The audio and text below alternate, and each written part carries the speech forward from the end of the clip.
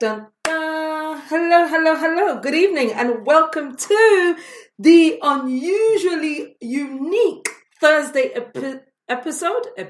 Oh my gosh. Episode of Aproko Hour on Viva Naija Radio.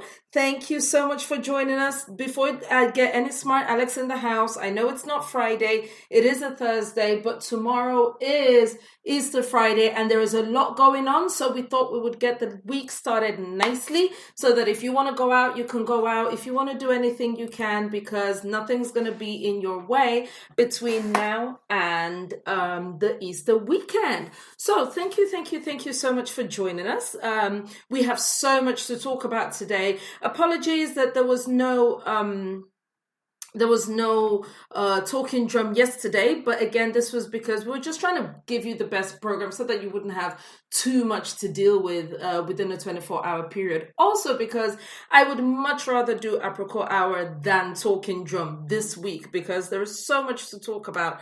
It is unreal.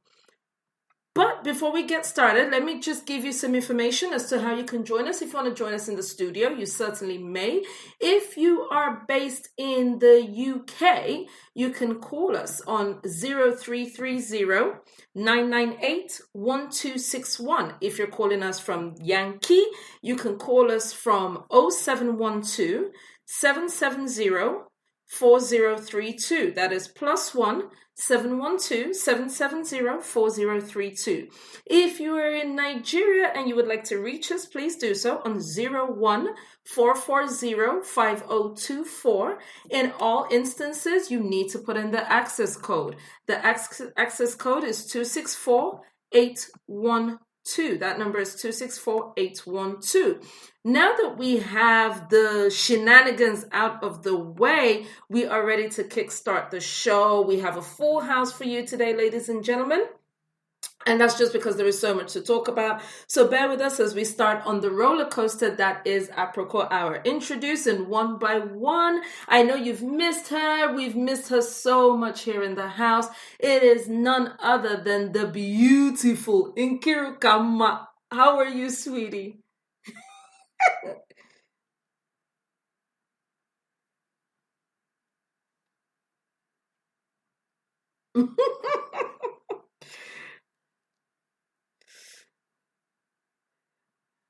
Oh, actually, thank God you're on the show because I just thought about one more apricot that we're going to do because we have in fact, the amebo today is just endless. It's endless. Anybody that's using us to look at their clock and say, oh, it's only 1 hour, please, if you have anything else to do, just go and do it because we are going to be here until we finish this amebo. So the next person in the house is none other than the Queen Bee of the Bat Gang Club. Abimboya Miomo, what it do?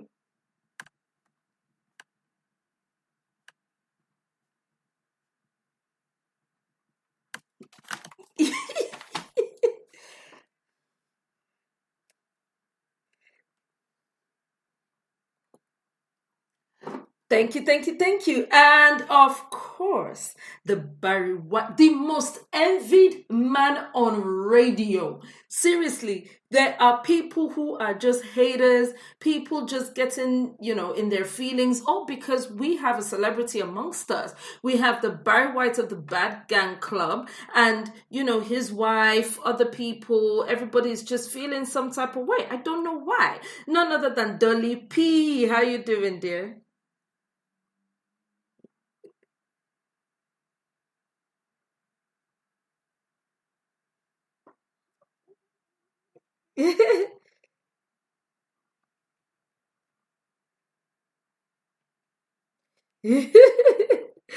Apologize. So let's go. Let's get it. Because today and I die with day. It is too hot. So let's get the one. By now it's boring because come on, it happened on Monday. We've been talking about it for like 4 or 5 days now. Oh, before I go, before we get started, we have a special guest of honor. You guys, we're being joined by someone all the way from Nigeria. We actually did a test run yesterday. The audio seems to be perfect and he is a valuable one wonderful addition to the house. You may know him on Facebook. If you don't, you should follow this guy. He is so amazing. I've never seen a man that, in fact, he's a woman rapper. Let me just put it this way. None other than my friend and my brother, Ugonna Ufere. Ugonna, how are you?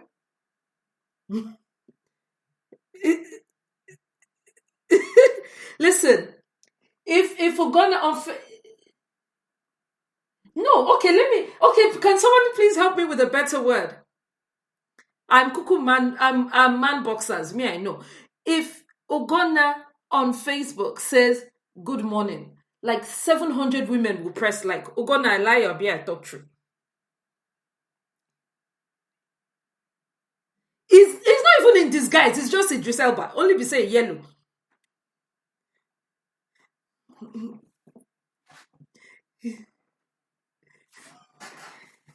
If we're gonna say, if you're gonna say, good morning, ladies. I saw somebody saying something bad about women. Me too, I said, I don't mind them. Oh, they are bad people. Oh, me, I love women. Hey, our husband, our brother. Oh, they'll just start losing their minds. Anyway, thank you so much for joining us. Ladies, please make him feel welcome. Um, hopefully we should be seeing we should be seeing more of him. Ogonna, please, this is our Barry White. This is our Dadiwa. Please. That is actually his name. His name is The Voice. That's what we call him. Okay, people.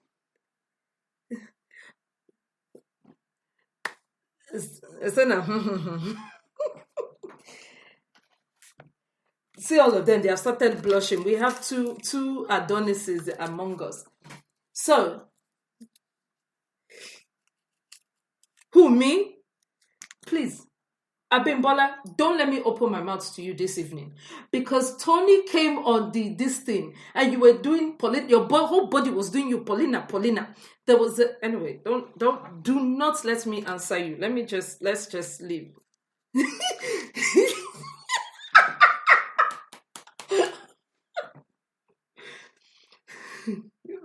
Bimbo, you're an idiot.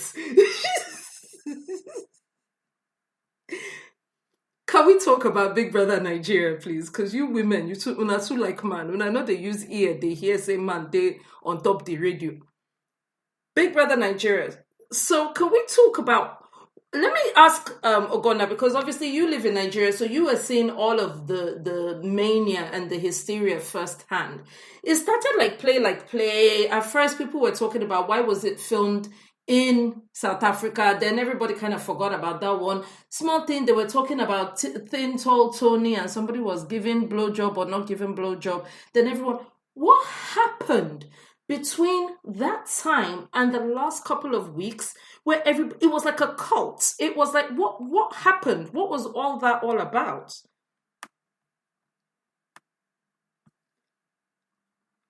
Good evening.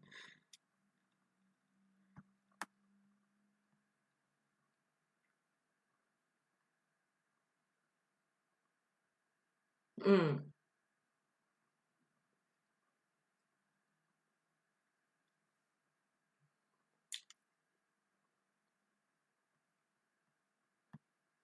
sure.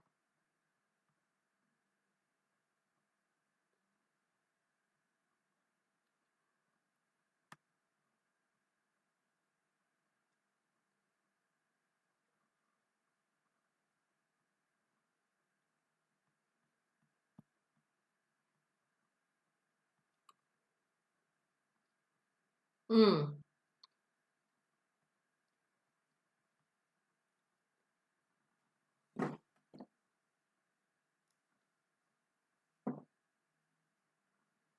absolutely.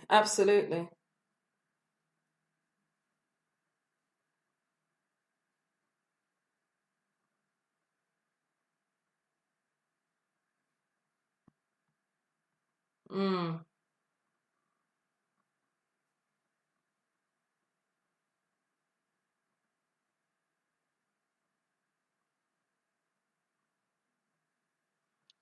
yes. Yes.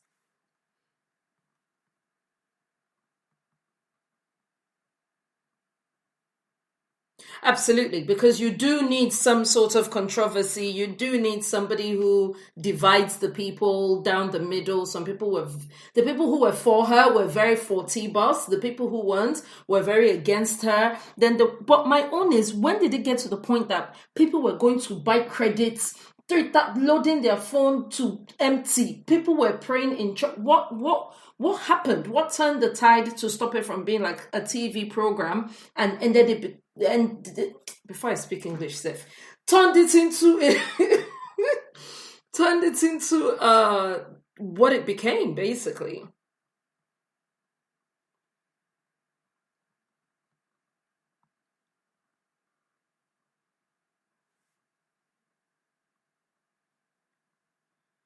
Oh dear. Oh, the Kemen fellow. Mm.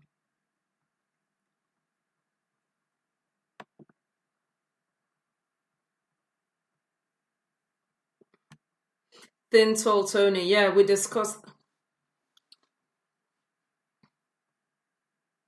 Mm.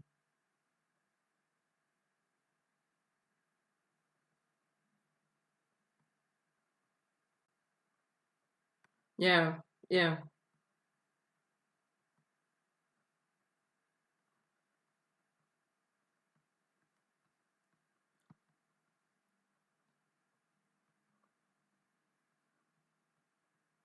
Mm. Mm.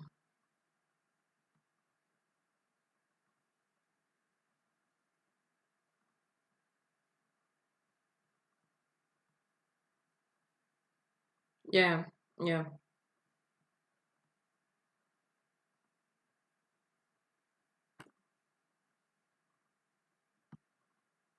Yes, yes, yes, yes, yes.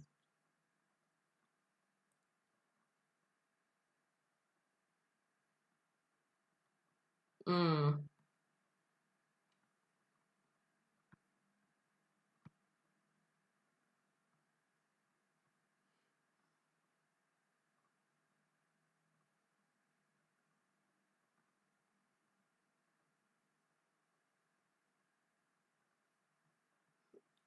Yes, yes, yes, yes. But then why is that the case when actually everybody is actually aspiring to not be that person? So everybody's trying to be holding the latest iPhone 8 or the Samsung S whatever it is. Everybody's trying to drive the newest car, but the second someone says I own this car, everyone turns against that person. The second someone says, actually, the people who are toasting me have private jets, everybody will start vexing. Why were people so mad at T-Boss? Who no wants make who get private? I be in Kiruka, if man with private jet toast you, you know agree. He said that you asked just the answer. You go don't reach what's it called? Before you even tell me that, oh, I'm sorry, Rachel. Sorry I can't make a Aproko hour this week. You say, oh no, it's time zone. Baby, it's time zone. I didn't know.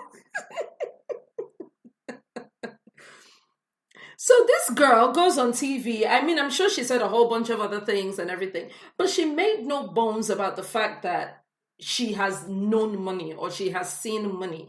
Okay, she did say, oh, she feels the 25 million that she could spend it all in a week or something, that the 25 million is not money and that she'll probably spend most of it on debts and stuff like that. So it's not like, oh, it's one big money that she has never seen before. And people hated her for saying it. Why?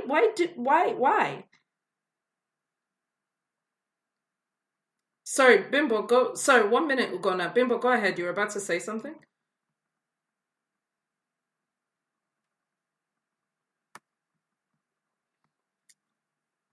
Okay.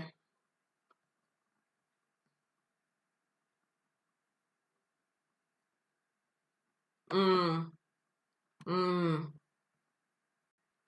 mm.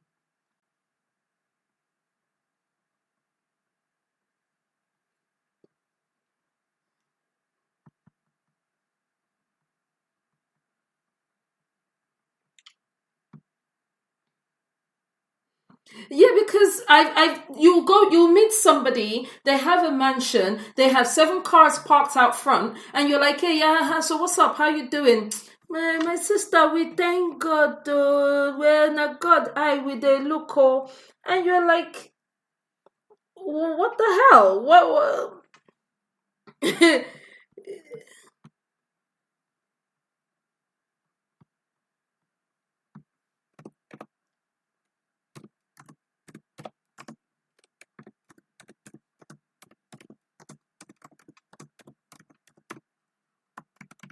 Mm.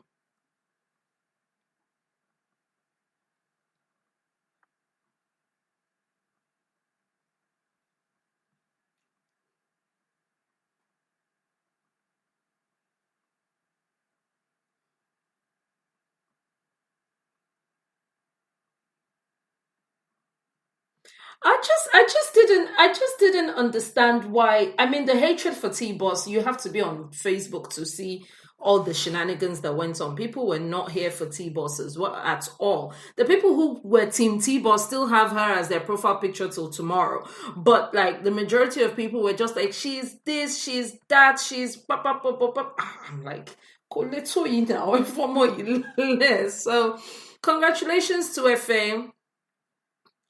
So I went to a school in Warri for in my secondary school, and so I'm part of a WhatsApp group. You need to have seen this group leading up to this thing.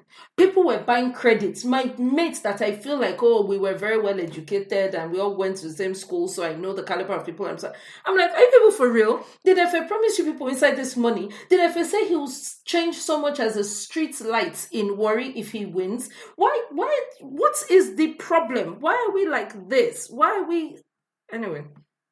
He has Sha won. Let's see what happens to him. Let's see what I wish him all the best. I really hope he has good managers. 25 million true can disappear in it. You know, you just need to make a couple of bad decisions. And there goes 25. Go ahead.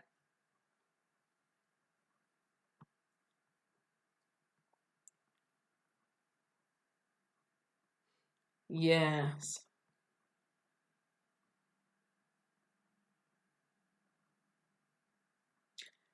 Was slight, was very, very slight. You know why? Because Bisola had fans right from the beginning. That I think she had her own campaign team or whatever, whatever.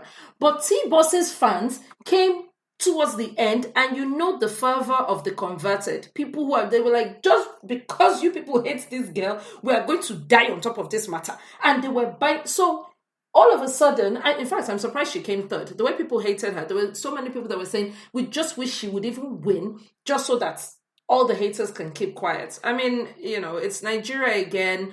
It's APC versus PDP all over again. It's North versus, it's just, we like a good fight. So, congratulations to everybody. But Big Brother takes me to the very next thing I want to talk about. Abreasti, Abreasti. Did you guys read what Reuben Abati said about Big Brother?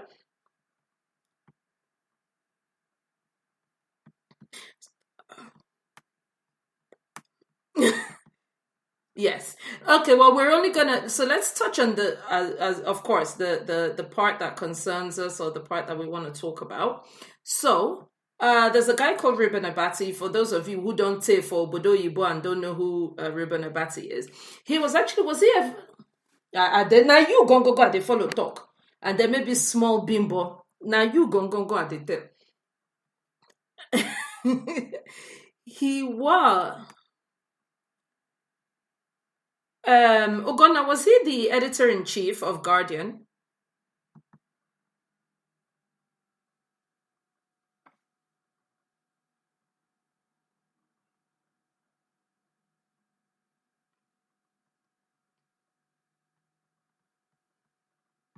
Mm, mm. Yes. So then he became, who was he, like the spin doctor, or he writes the speeches or something something sure.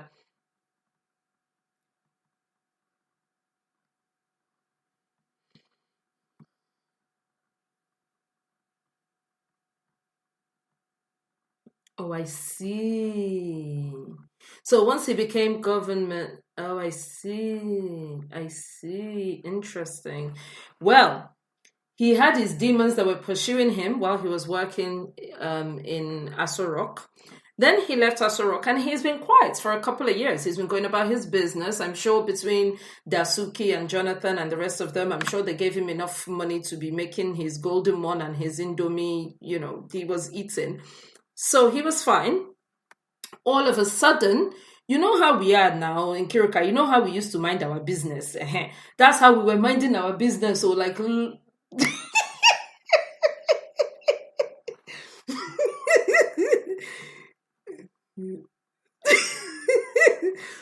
but I will tell you the thing I want to say now. Let it not be as if you don't know. You wait now. So that's how we were minding our business. So Reuben say in one gist us Big Brother Naija gist why he thinks the show should not happen again. That now that all the noise is over, he now wants to say his own now. So he said, he wants to talk about the bad part, the good part, and talk about the compliments and the things that he feels they did well before he talks about the bad part. The good part was how he was talking about, everything is packaging, everything is commercial, this is all well and good. They made some serious money. I'm happy for them, all fantastic and great. Then he now started talking about, the final show. This is when the thing started getting interesting. Nkiruka, are you listening? It's you I'm telling this gist to. He says the finale was a bit overdone though, dragged out, over delayed. Tiwa Savage in brackets, hey baby, watch that growing fat around your waist and thighs. Two-Face in brackets. Now I make a say now you are the tell. Two-Face in brackets, thanks to Baba, but next time tell Annie to twerk for us. What was all that? In all, the power of television was well advertised. And then he goes on to what he now calls the hard knocks, the things he feels they should listen to or learn from him. Amongst the things he wants to talk about is he wants to talk about TBoss. And this is the paragraph where he said, before this, he talks about Bisola. I'm going to look for that, but since I found the TBoss comments, let me talk about the TBoss comment. He says,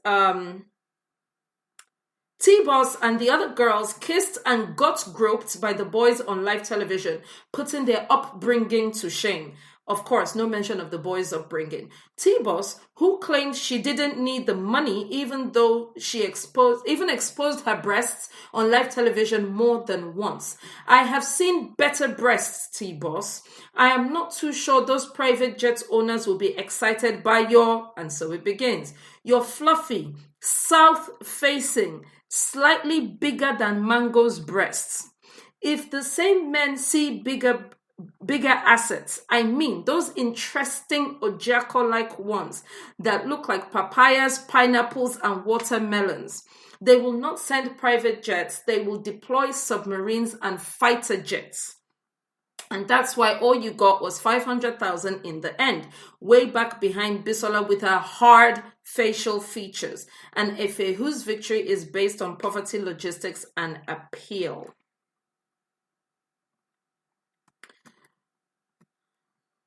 Let me give it to the men. Let me not answer. Let me give it to the men. Let me start with Dolakbo. Yeah, please talk your own.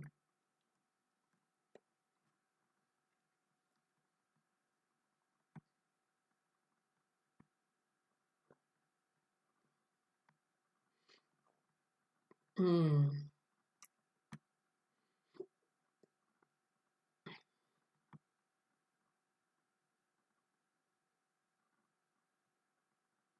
Mm. Mm. Mm.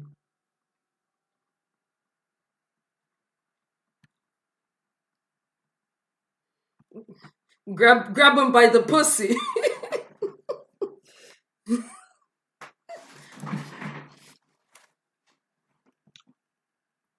Mm. Mm.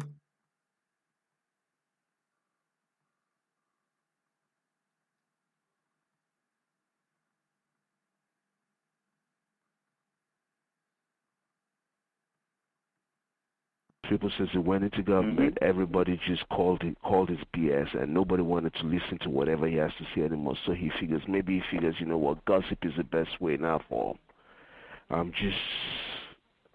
This is not Reuben that we knew 2000 or 2001. This is just, I mean, if I was his wife, I'll probably be slapping him. Just walk up to him on my way climbing upstairs, was in one slap. On my way going downstairs, was like there's too much gap in between the slaps. Why? You slap him before you turn around, you slap him again. You keep slapping me. I mean, I'm at work, you know. How can you be describing somebody's Bobby? And you see you are saying, not somebody's Bobby, somebody's wife's I mean, he said TBoss had watched those thighs. You see, that is why statements are very, very... You have to be careful when you make statements now. If I was in his position and I made a statement as stupid as that, to say that I've seen better Bobby, I will put it in brackets, my wife. Hey, exactly. Hey, good. I don't know. I mean, I think the guy just made money in Abuja for whatever reason. He's mixed with the wrong group in Abuja. Maybe they go to strip shows there or whatever. I don't know. Maybe. But I'm disappointed, really. I just feel like he was sexually frustrated. I just feel like there was a lot going on with him, and he didn't even know when his pen started. People that are frustrated do not come out and write articles and attack people. You go and find something to release your frustration. I think I still don't know who this guy is, and I suppose that's irrelevant. But I was gobsmacked when you were reading what he said. To be honest, really, you need to insult. And what is this body shaming thing? I mean, I don't know who he is. I don't know what he looks like. But he's better. Yes, you've just made a fantastic. Shame anyone. You've now made a fantastic point, because Reuben Abati he'd be like you know, when someone has done something, he'd just be like horror film. He just looks like the smacked end of a bus. He is not at all. If anybody is sleeping with Reuben, it is basically for money. There is okay, maybe there was a time that we could have attributed some wits and some intelligence to him, but other than that, and his stomach enters a room 5 minutes before he does. I mean, this boy, his whole head looking like a burnt Malteser. He has no hair on his head. He's just like a round black ball, like a bowling ball. Nose like some kind of oxygen collecting mechanism. He looks like the ugly end of a fart, and he has the nerve to come out here and talk about women and their shapes and their bodies and where he has seen better breasts on Kosi or Jacob. The only thing that Reuben did not put in his article was the link to Pornhub.com. This man was masturbating while he was writing this. No one can tell me that he did this with his trousers zipped up and everything was okay with this man. He'd been watching it. He's been recording some episodes. He's been replaying them and rewatching them. He's probably had to look at TBoss's pierced nipples more than once. He's been like, "Whoa, check it out," and then decided to put pen to paper, because that's what hacks do. The only thing I can say about this that pleases me, if I may say that, is the response to this, right? Nigerians didn't take it lying down. We really are turning the corner when it comes to body shaming. We really are turning the corner when it comes to, there would be a time that a lot of people would have jumped on his bandwagon and said, "It's true, Seth, all these women, we saw their breasts outside." I think, unless Ugona can correct me or Dalakwa can correct me, I think universally he was panned for this article. I don't think there was anybody that was saying it's true, Seth, this breast, na so it be this breast, not be so it be. I don't even understand the need to be talking about somebody's body going south, like, as if a junk eventually does not even favor south. I just don't get it. Thing, right? If you check his background, I started following Reuben Abati before the Patitos gang period, when he used to come out, on that program with Patotomi, talking, topical issues, governance, and the rest. But the truth is, if you look further back, he has been involved in some publications like Hints, Magazine Heart, along with the current GMD of NMPC, Kachuku. So they had this page where they were always talking all these raunchy stuff and, sexually explicit things. And now, he ended up in a change of career, became chairman, editorial board of Guardian, which surprised me then, even though he was an award-winning journalist. But remember, the guy was a prodigy also. I think the guy graduated like at 17 or something, or 16 or something like that. Yes, yes, exactly. And, nowadays, if you look at the whole article he wrote, you'll probably not give it a look in, because he was talking about what everybody knew, South Africa is gaining multi-choice exploitation.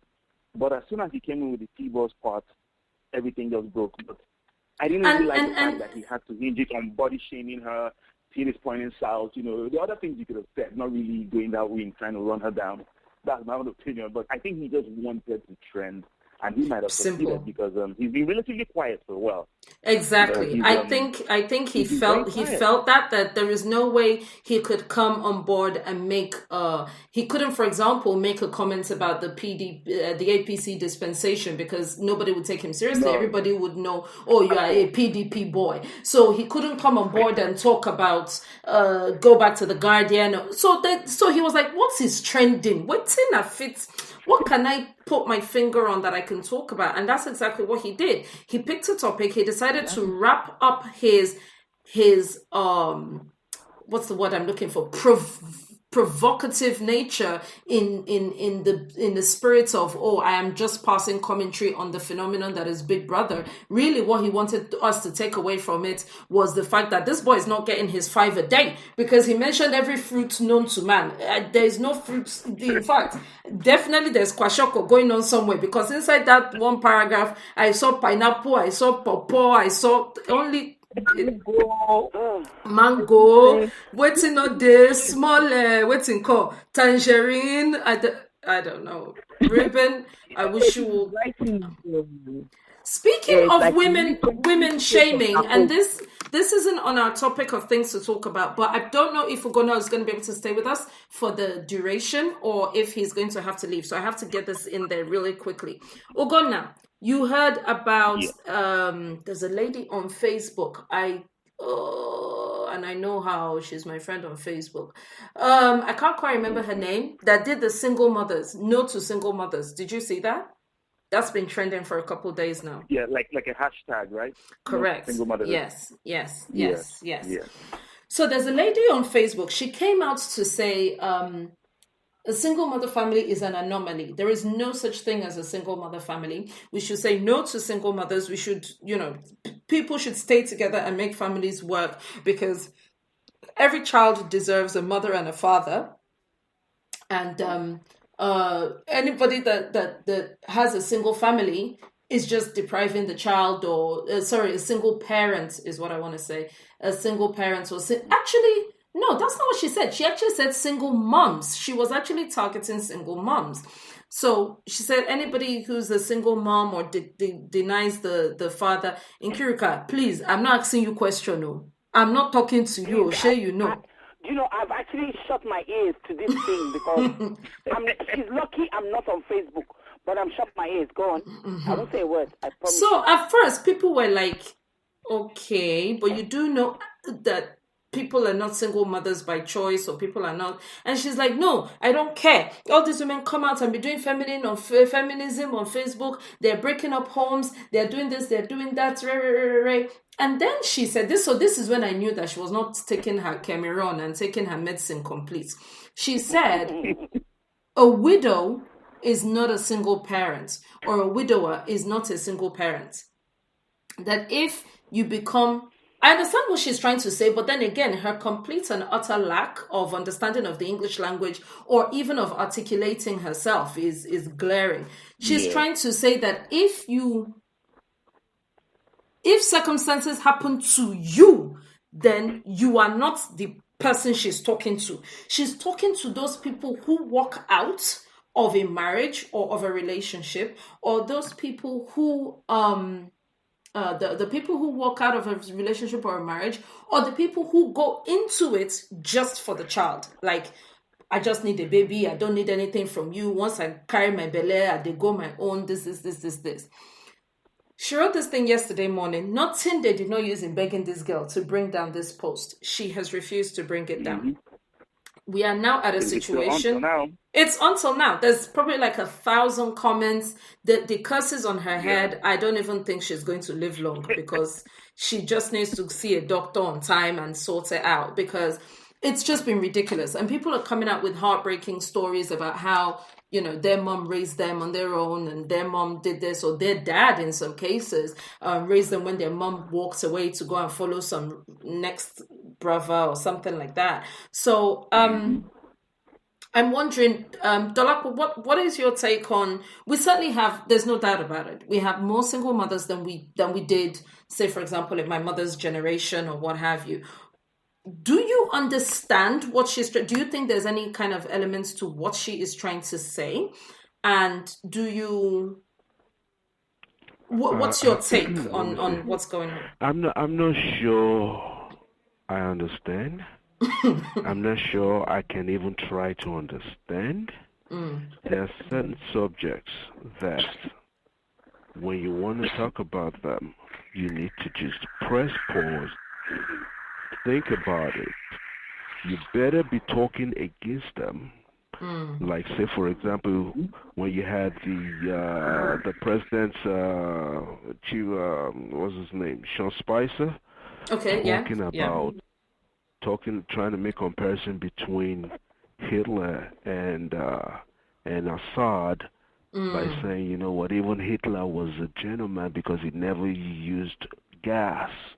I'm sorry, if you want to talk about Hitler, press pause and make sure you are about to condemn him. Yes, those are the only options available to you. You don't get to praise Hitler in any way, shape, or form. We can say he was a fantastic artist, or we can no. So in this instance, what exactly can you possibly have against single mom? I just don't get it.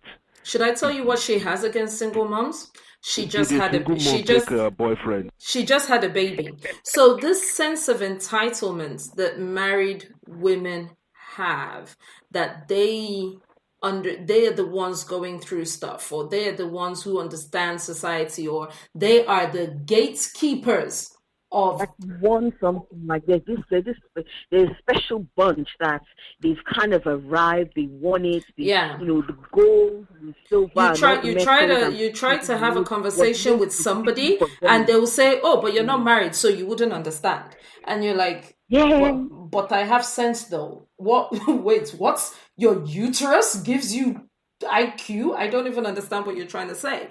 Or you try to have something, and what she's trying to say is she's on an anti-feminist rant. She's been on one for some weeks and months now because she got pregnant, because she's about to, or she has had the baby. So she's feeling very entitled, I'm in a position to talk, and all these girls telling people to leave their husbands if they beat them, leave their husbands if they cheat, leave their husbands this. It's leading to the breakdown of society. That's what she's trying to say. Even if she said it properly, she would still be wrong.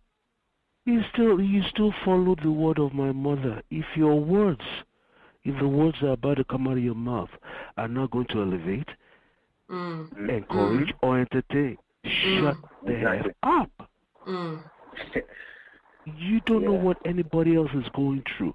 You know, just because I'm married does not necessarily mean that I can advise you on what marriage is, because no two marriages are the same. At all. Exactly. At all. About this lady, she actually, we follow each other on social media, or like on Facebook. Okay. And she's kind of very opinionated. She comes with these she takes a strong position, and you're like, what the, does he see her? Like, what's he saying? Most of her posts are like that, And when she put this up, the first thing people kept asking was, does it include widows, widowers, and the rest of them? She said no, that but she still insisted that say no to single motherhood. Oh wait, did you hear the one when someone said to her that does it, then when she did finally answer the question, when someone said how can they not be included, they are raising the child by themselves, so a widow is, so that means you're also against widowhood. And then she went on to explain herself, and I am telling you, this girl is a few sandwiches short of a picnic. That she then says, I was raised by a widow. Widows are not among. My siblings and I were raised by a widow. Hey, wait. I'm about to let you know now. Say, medicine not complete. Say, in Papa died, but say they stayed the Papa house, that the presence of the father was always felt, that the mother told them stories of the father, they could still see the father's property, say a framed picture their wall of the father, say everything, say property day, say so the Papa presence still there. The house. So say window dressing a bed. Please, he just excluded widows because he knows say no fi yappy mama.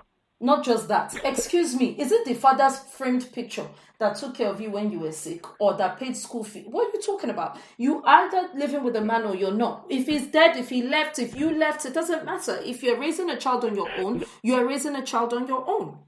No, I can understand a little bit of that. Or what she's saying.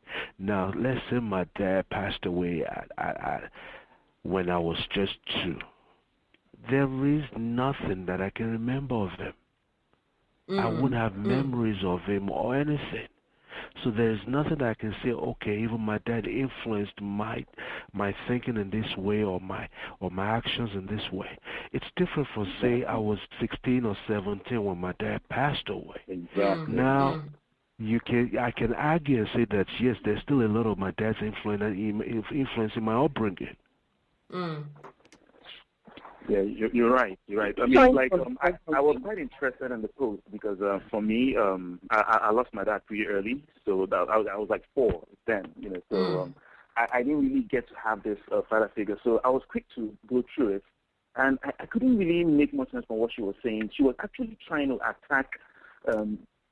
Along the line, I found out she was actually trying to attack people that would get up and say, you know what, I'm not going to get married. This marriage isn't working. I'm just going to go have a kid. Yes, and all that. Then that was because, she was trying to, change position, because from saying that there needs to be a presence of a man in the house. We knew where she was going all along, but she couldn't open her mouth and say it. Her problem is either women who just wants a child, who are bold enough to say, I don't want to get married, but I'm finding myself 30-something, 40-something, and I want a child, and I want to take care of my child. So she just wants to attack such independent women, not precisely. Or women who are bold enough to say, this marriage isn't working for me, and so therefore I no longer want to be a part of this marriage. That is what she wanted to say, A to Z. But someone asked her a question that it was your daughter that was with a drunk, and he yes, I saw that too. And she said, my daughter can never lie. God forbid my daughter. And everyone was looking at her like, God forbid. That my daughter can never marry a drunk. So yeah. Oh yeah, Nkiruka talk. Oh yeah, talk. Nkiruka talk. Right, don't ask me. Please. Listen, Please, what's her name? I need to go back on Facebook. You know I deactivated Facebook. Who is this person? One goat. Because what's her name? Ugonna, what's her name? Do you know? Florence. I'm not going on Facebook. Florence. Florence. Okay, cool. Maybe before Floxy. I go send you the name. Not be say. I will send you the name. But where does she get off? What trailer did she follow from to have the audacity to open her mouth to talk nonsense like that? Why? From where? What stupid utterances is she making on Facebook? Because person give am belle now. Because person give am belle. Now only she the open yash and they give belle. Now only she. Oh she's very silly. What does she mean by that? Only silly, almost silly. Let me tell you, at the end of the day, some single moms, no choice for the matter. It was easier for them to be a single mom. It was either be a single mom or die before the relationship was over. Be a dead one. Yes. Yeah, or be a dead one. That's true. Kilo J, what the hell? She's very stupid, in fact. I've been holding my tongue since for her. She's very stupid. And that's all I'm saying. I'm a single mom, proud to be so. Not by choice, but if that's the way it is for me to be alive today, that's the way I'm going. Then and that's I the way it is. So I am happy. If saying, oh, I can raise my children on my own, if the father of the children is not interested in raising his children, am I going to force the children down his throat? I've never Is seen. he mad? I've Thunder never fire seen. her. The thunder that's going to fire her is doing press up. Anyway, I'm finished. And that, ladies and gentlemen, And is that- just the cordial version Of what she really wanted to say. Thank you. Of what she really wanted. I need to understand something about this person. This is probably digressing from the point, but it still kind of circles around it. We need to understand. Maybe we need to start having a mentality and IQ test when they start giving people Facebook and smartphones and keyboards. Some people have access to the social media these days that seriously they're the kind of people that needs to be you need to put them in those mini mazes, like you know how you have you watch a movie sometimes they have a maze. Just throw them in the middle of the maze and you see how they just do. Listen, I've got to do to find their way out. I've got to do an aptitude test at age 11 to go into secondary school. I have to do 11 plus. If I have to do just to go to JS1, why should somebody be allowed to type what they want without even so much as a little, just small quiz? Now, and then the other thing is because she can now string together several alphabets into words, into sentences, and paste it on there. She believes in herself that she has written something quite. I can't even find the reason why this offends me, and I'll tell you why.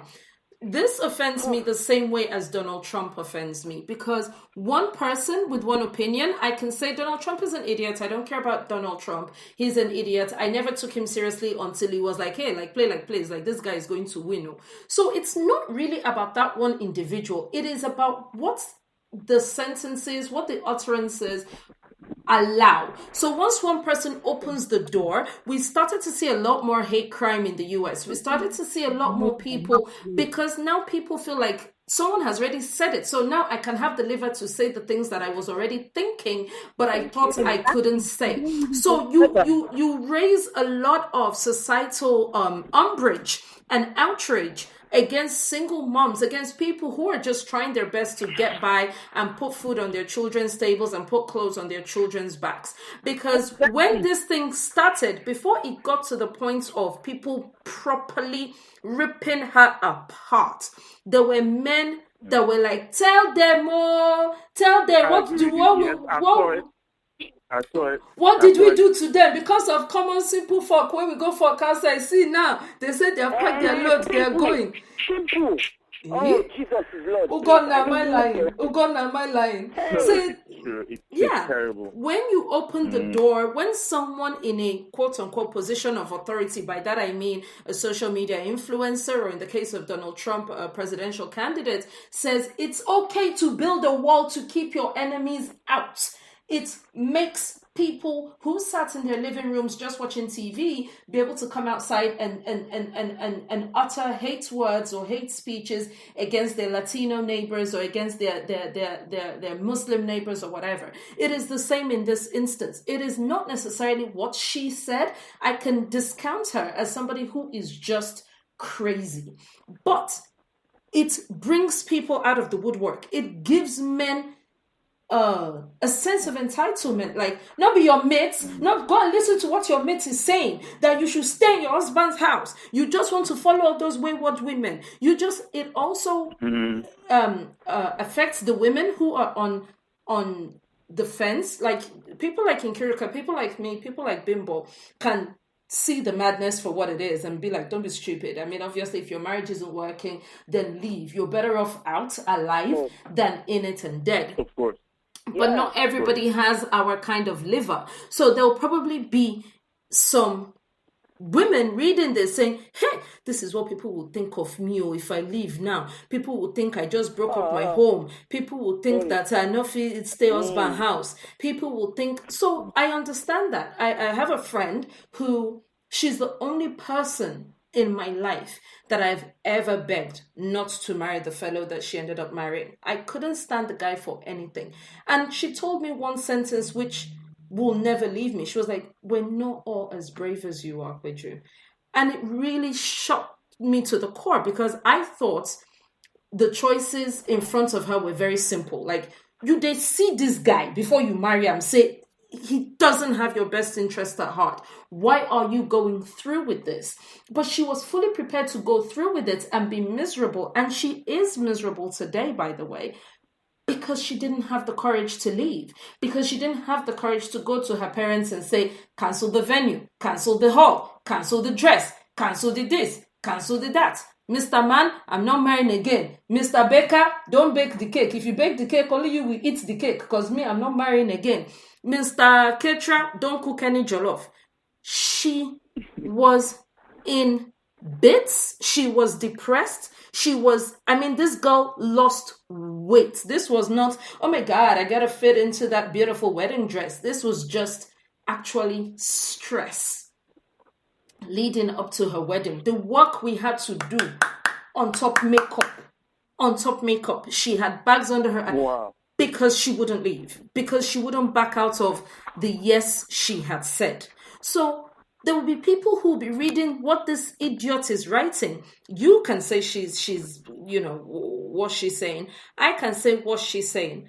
But there'll be people reading this, looking at this and saying, I can't leave.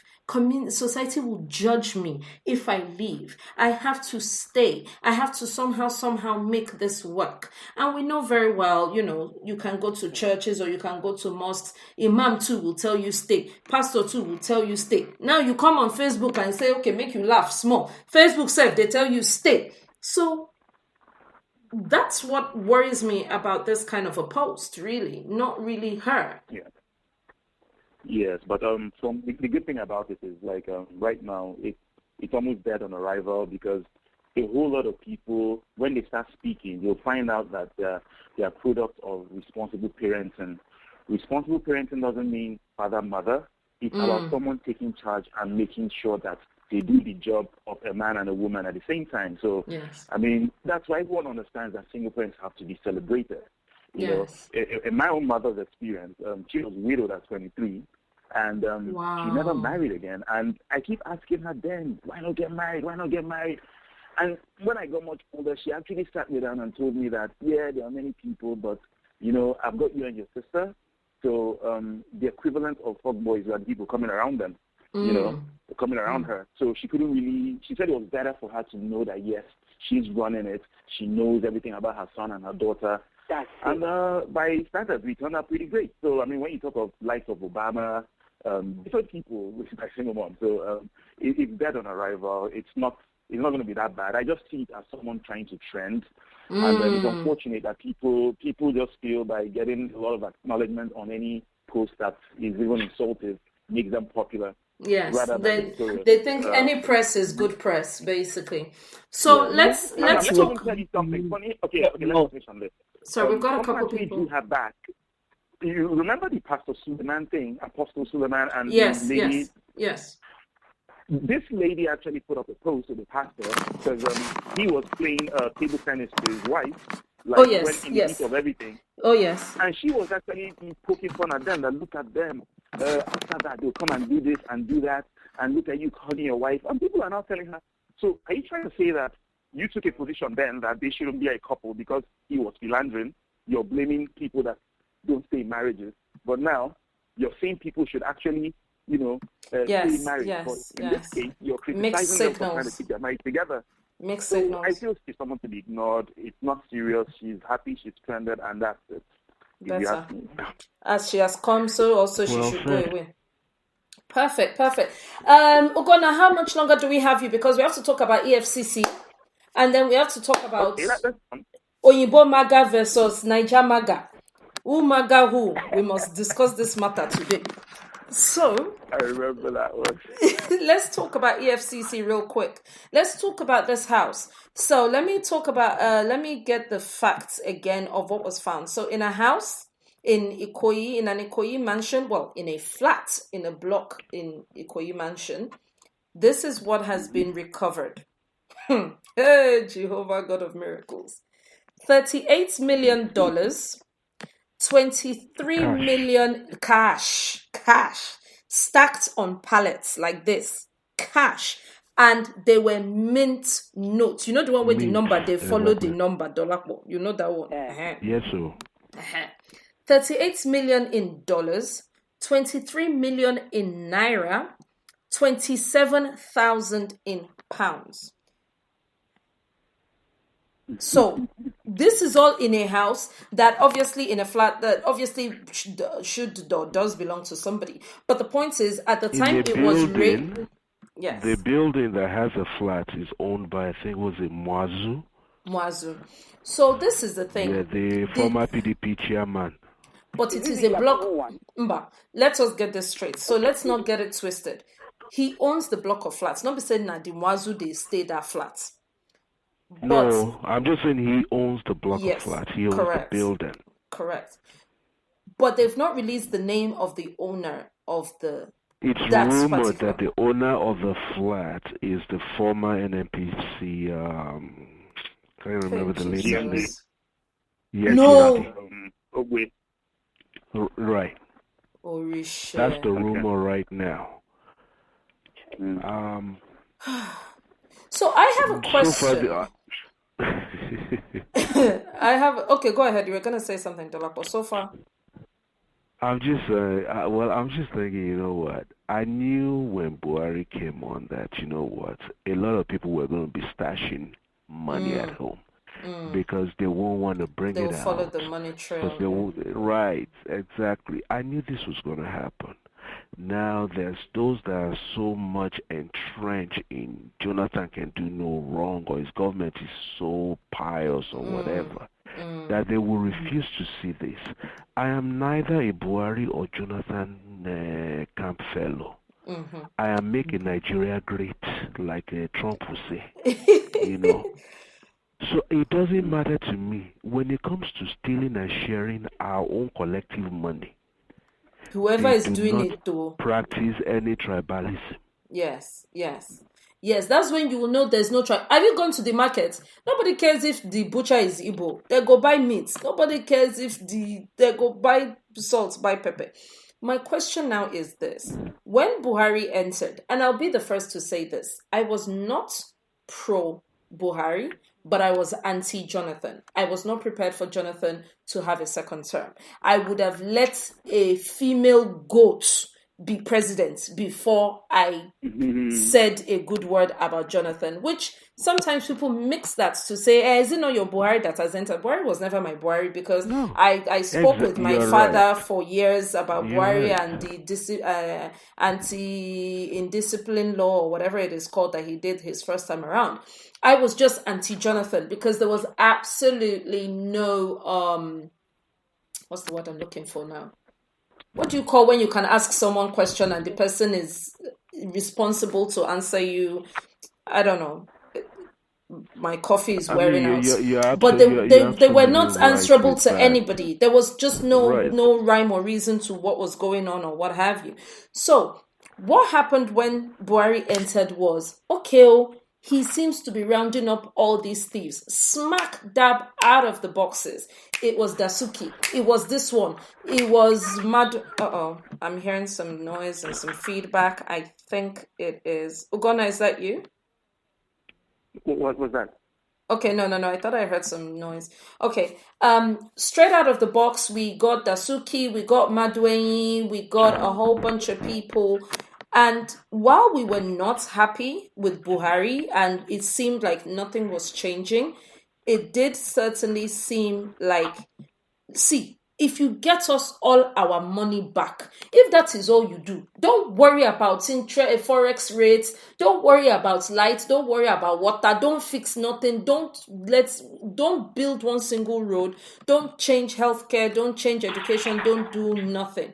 Just get all these people who have been stealing our money and get our money back. And for a while, it seemed like that was what was happening. There was no single day we could open the newspaper and not see some type of news about, oh, they found X million, X billion, I heard about EFCC. What's the name of the dude that was in a gate in court, that was in a cage or something, that was brought to a court? I'm trying to remember.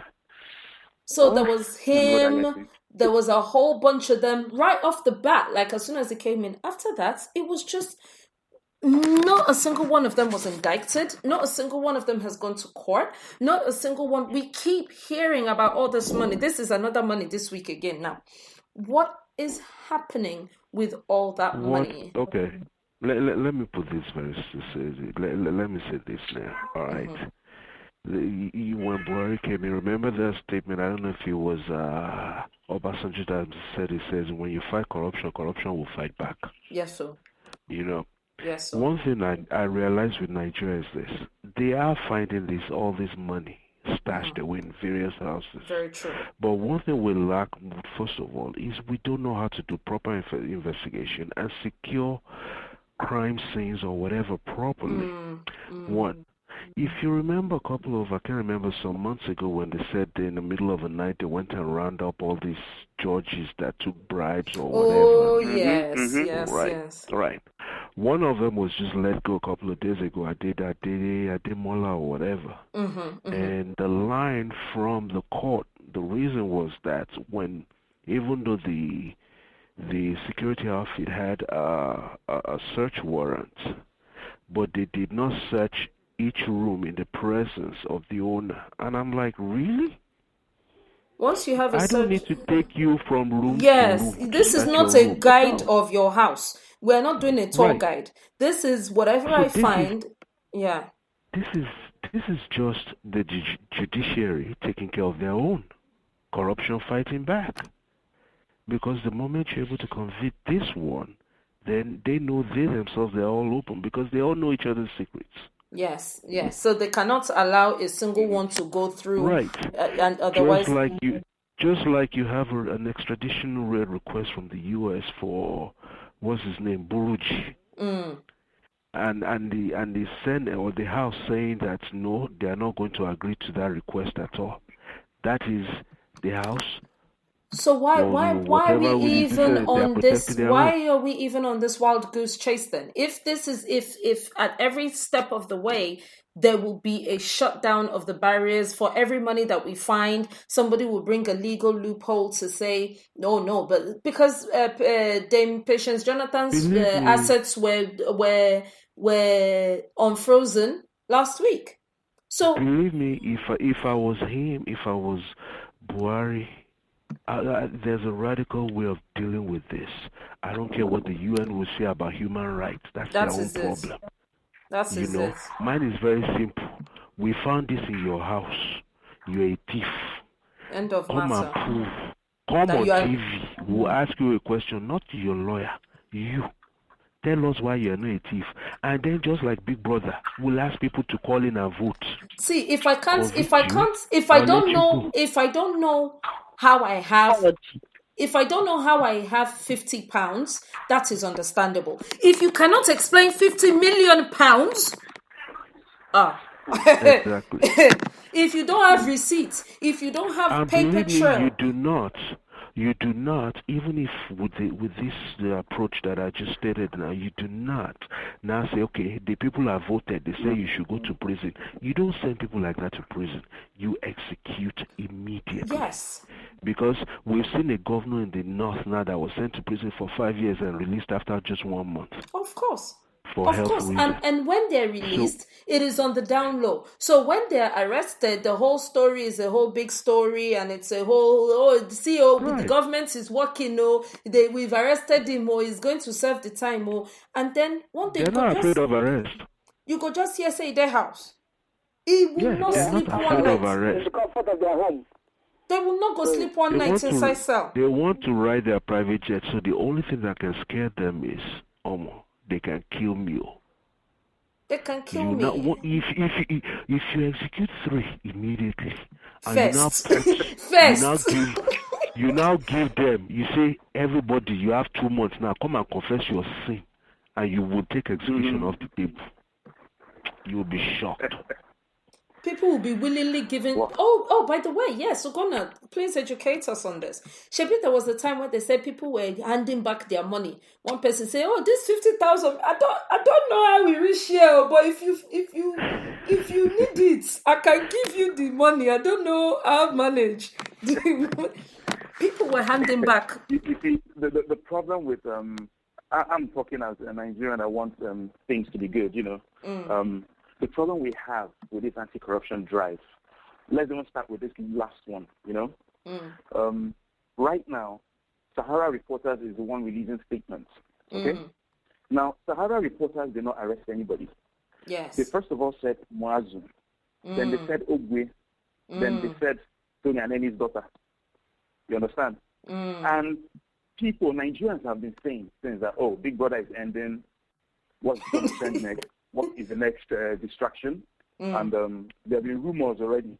Well, this is just a different angle I'm coming from. There have been rumors already that the president is traveling, different things. What is the government going to come up with? No, they've had to stay house anyway.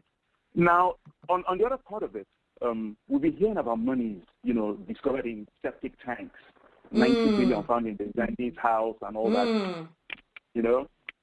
No pictures of the monies, And the bad thing was the one for the septic tank, why it had to die down was that it turned out to be monies from an old publication in Colombia.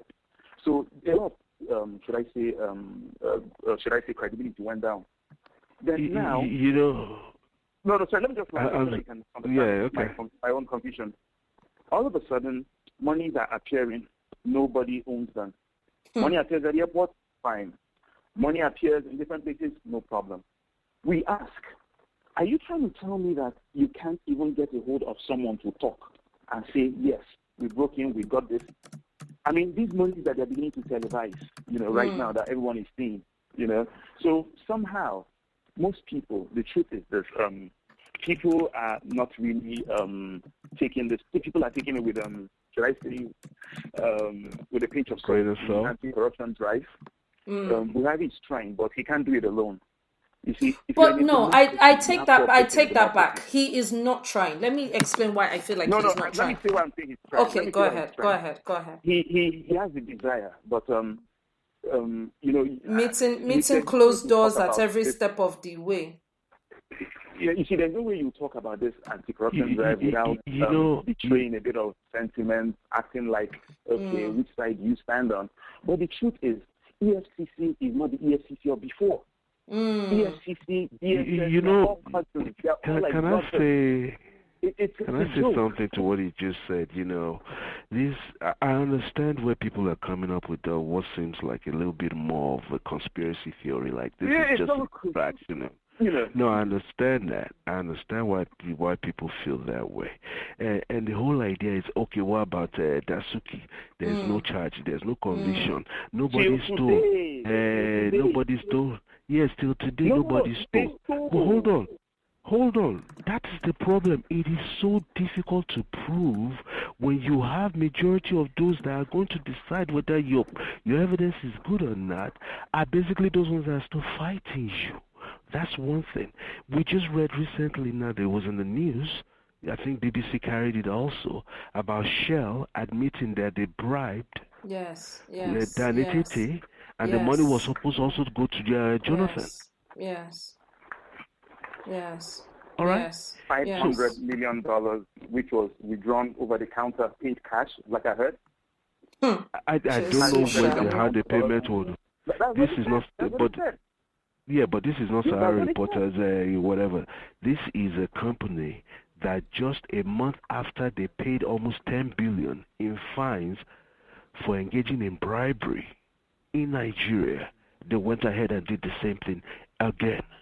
Now, so when you now realize that this is a country you're dealing with, believe me, you're not going to just simply just go ahead, arrest someone, and just be able to convict them just like that. When Buhari came on board, I said the very first thing he would need to do was he had people that helped him to get into power.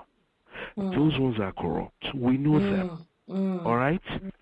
Those ones stole money also. But he can't just turn around immediately and start fighting them. Those are his supposedly friends. Yes. You can't bite those hands there. You bite the opposition. The first person he jailed was his own cousin, Makonjola, for stealing 19 million. He was pumped in defense. I was there. Obasanjo, look, let me tell you one thing. Obasanjo himself is a thief. All right.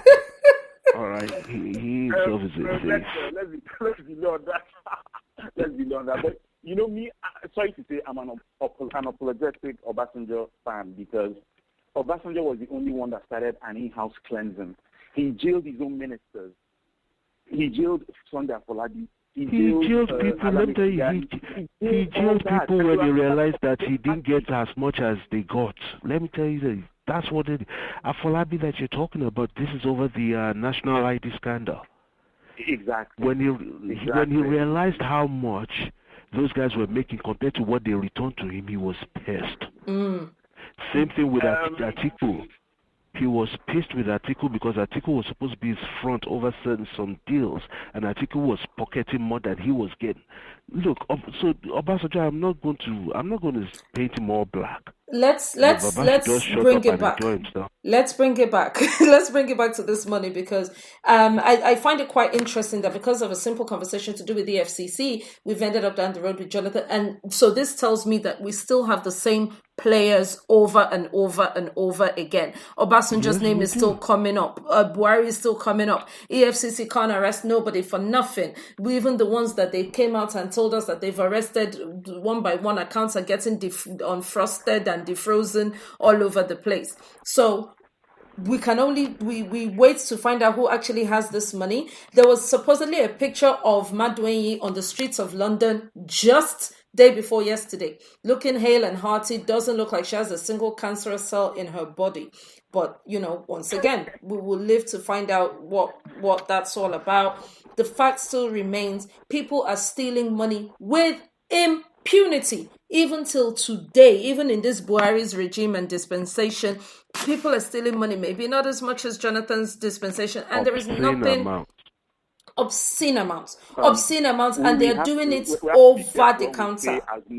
We have to be careful when we say not as much as, because you see, like here, I live in Abuja, and I've been fortunate. I've been here for like 20 years, and I can tell you one thing: till today, there are people, even northerners, a lot of people will tell you that all this forex manipulation, so many things. I mean, the Emir of Kano came out and said that people walk into CBN, they buy at a ridiculously low amount. Yes. So the only thing that has changed is the players and the impunity and the ironclad hand being used in running the show. That is all. I'm just being honest with you. But at the same time, you can look at it from different perspectives. A new set of players, we expect much, hold them to task. I mean, for crying out loud, when the vice president took charge for just a month or some weeks, everybody was like bouncing on the road, It was like I think Nigeria just got independent.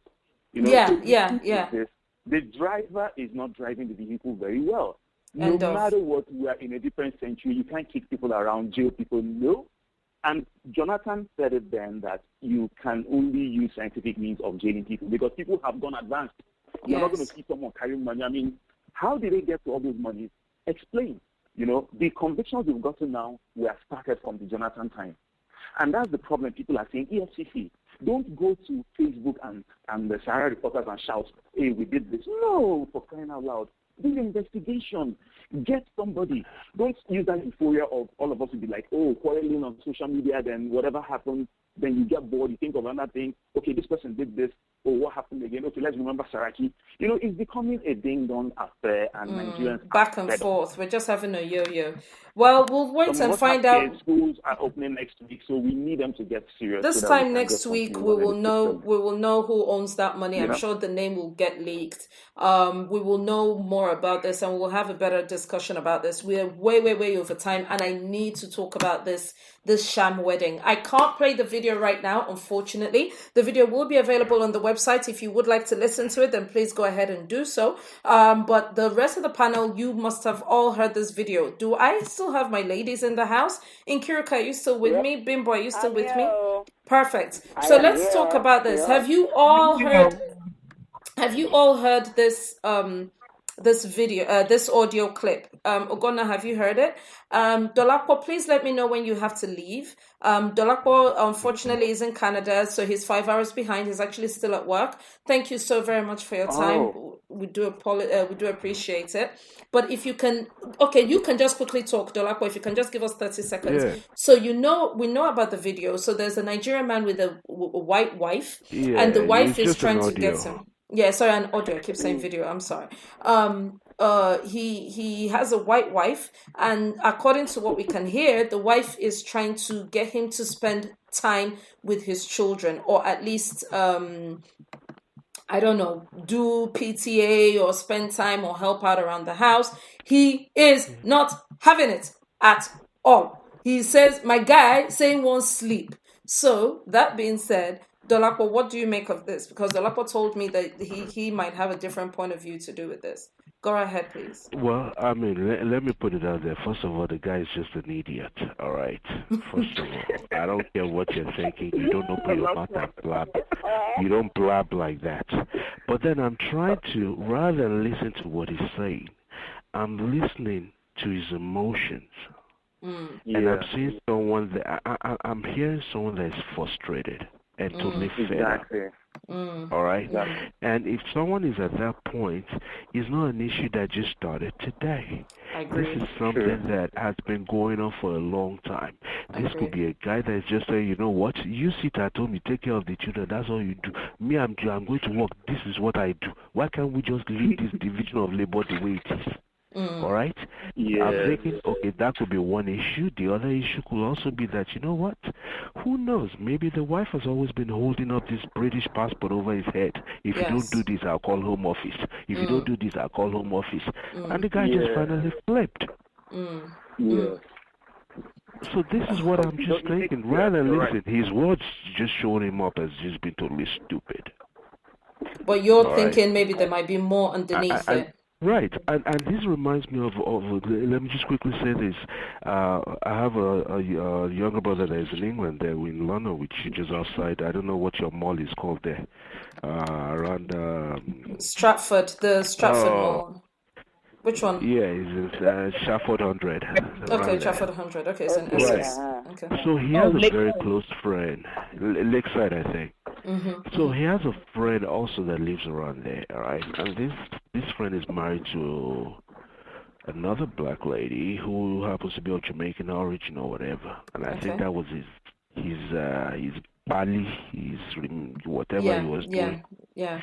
So my brother used to tell me that, look, when he was married to this lady, he would go over to his house to visit, and probably on a Sunday, the lady can have like her whole family there, like God knows, like 15 people that will have come over to eat lunch, whatever. And you say, my guy will be the one in the kitchen washing dishes. You know, I mean, the wife will be there, her nieces will be there, but it's my guy that is washing dishes. And he said my guy was doing it with a smile on his face. Because paper. Paper. Exactly. He said until the day that he got his papers, that was the first Sunday he had to now throw away hand and say, who is washing dishes? You guys, So I have a feeling that there might be a little bit of this in this relationship that is going on. Sure. So that's one. Guys will just, if you guys will just permit me to just fall out at this point. Thank you so very much. Thank you, and I know it's working times for you. Thank you so much. Dolapo, see you next week. You guys have a nice Easter, eh? Thank you. Bye, Dolapo. Bye. All right. So, the rest of the people in the room, let me hear from Bimbo. Bimbo, what do you make of the recording? You mean after I finish laughing? Sorry. You know what? There was a part of me that I just sort of, I could hear it in Guy's voice, like Rako was saying, the frustration.